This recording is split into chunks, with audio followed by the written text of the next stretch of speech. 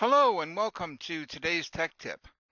Today I'm going to be showing you how to flip the normal vector or the approach vector on a group of selected measurements. I've got good old sheet 2 here and I want to flip a bunch of these they're hole measurements, but it doesn't matter whether they're holes or circles. So what I'm going to do here, I got a bunch of them kind of at the bottom of this segment.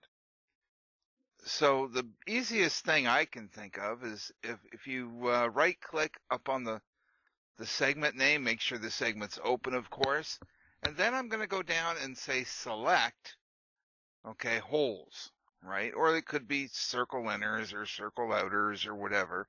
And you can see it selects them all that are in here. So now so we right click on the and on anything that's highlighted, and then we go and say flip. And I'm going to say flip the normal, and you can see it flipped all of the normals of all of the selected ones. Hope this helps. Bye for now.